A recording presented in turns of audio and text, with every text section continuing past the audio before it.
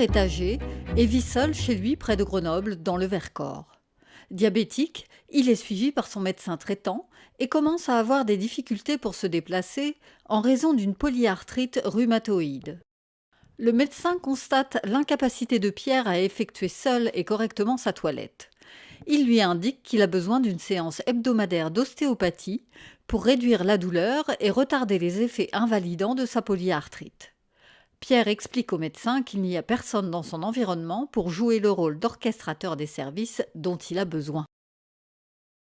Le médecin lance sur le portail une demande d'allocation personnalisée d'autonomie, l'APA, et mobilise un orchestrateur. Grâce au système d'aide à la décision, le portail propose à 3 orchestrateurs de gérer le cas de Pierre. Les propositions sont faites par ordre d'adéquation à son cas, selon un certain nombre de paramètres. En quelques heures, un orchestrateur s'autodéclare sur le portail pour gérer les services de Pierre.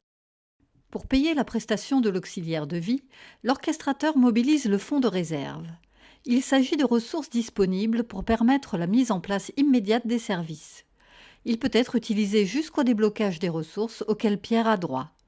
Le maître d'œuvre valide l'utilisation du fonds de réserve.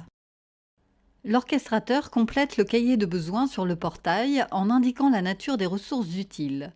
Entre autres, réaliser une toilette non médicalisée, qui n'est donc pas forcément réalisée par une infirmière, prévoir une séance hebdomadaire d'ostéopathie.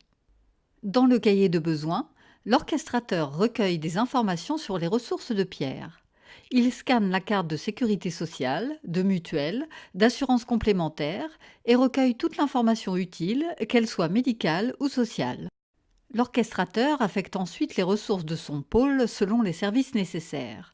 Une auxiliaire de vie pour la toilette, un ostéopathe situé dans un pôle limitrophe, un VSL pour conduire Pierre chez l'ostéopathe.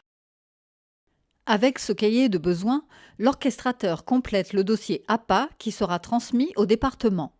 Le portail calcule une estimation de la répartition des coûts. L'orchestrateur contacte tous les organismes payeurs et étudie la répartition des ressources et des charges financières. Il constate que les ressources potentielles sont supérieures aux besoins estimés. Il sensibilise Pierre au fait qu'il n'est pas obligé de tout consommer. Avec l'accord de la complémentaire santé, il décide de n'utiliser les fonds que si l'état de Pierre s'aggrave. Ce dernier accepte que le financement de la complémentaire santé soit mis en réserve. Quelques semaines plus tard, l'auxiliaire de vie constate une aggravation de l'état de Pierre. Elle se connecte au portail avec son compte d'aidant professionnel. Elle renseigne le cahier de besoins. Cela déclenche une alerte sur le compte de l'orchestrateur. Grâce à cette alerte, l'orchestrateur contacte Pierre et vérifie ses besoins. Ensuite, il mobilise les ressources mises en réserve auprès de la complémentaire santé. Il propose une étude d'aménagement de la salle de bain par un ergonome. Il actualise le cahier de besoins avec les nouvelles ressources mobilisées.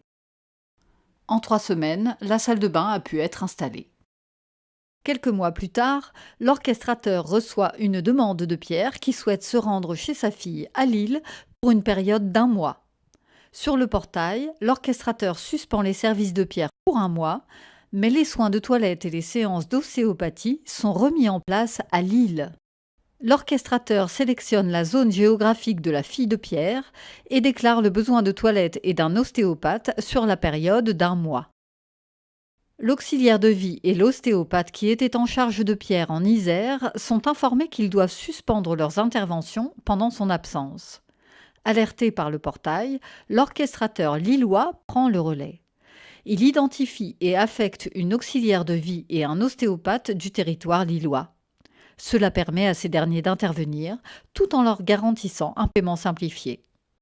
L'orchestrateur et le maître d'œuvre grenoblois sont informés, via le portail, de l'affectation des 2 intervenants lillois. Cela leur permet de déclencher l'ordre de mise en paiement.